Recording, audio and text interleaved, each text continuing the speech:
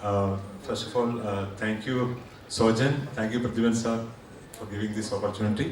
പിന്നെ ഇത് ഉണ്ടായത് എങ്ങനെയാണെന്ന് വെച്ച് കഴിഞ്ഞാൽ ഞാൻ സോജനും കൂടെ പരിചയപ്പെട്ടിട്ട് കുറേ കാലമായി.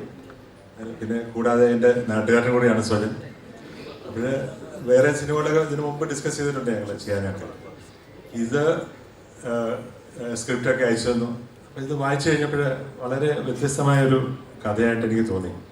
അപ്പം പിന്നെ പെട്ടെന്ന് ഇതിലേക്ക് ഇറങ്ങിയായിരുന്നു.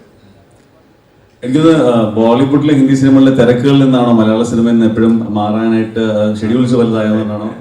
അതുകൊണ്ട് അതൊരു വലിയ പ്രശ്നം തന്നെയാണ്. അവിടെ എപ്പോഴും ഒരു സിനിമ ഒരു വർഷമൊക്കെ എടുക്കും തീർന്നിട്ടായിട്ട്. അത് 1 മാസം 2 മാസം കഴിഞ്ഞിട്ട് ഇങ്ങനെ പോയി. എപ്പോഴും നമുക്ക് മലയാളത്തിൽ വന്ന് എന്തെങ്കിലും ചെയ്യണമെന്നുള്ള ആഗ്രഹമുണ്ട്.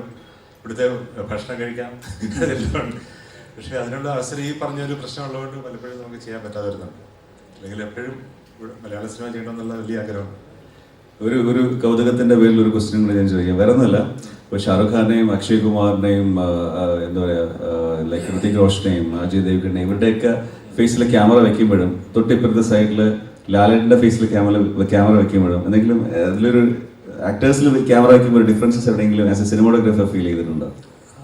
ആക്ടേഴ്സ് എന്ന രീതിയിൽ ഇപ്പം ഞാൻ പറഞ്ഞ 2 ആക്ടേഴ്സ് എൻ്റെ അത്ഭുതപ്പെട്ട ആക്ടേഴ്സ്, ഒന്ന് ലാലേട്ടനും Amitabh ബച്ചനുമാണ്.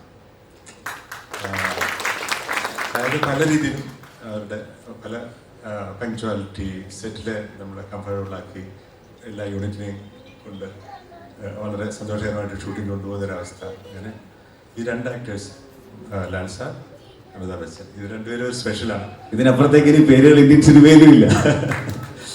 Thank you so much Santosh sir.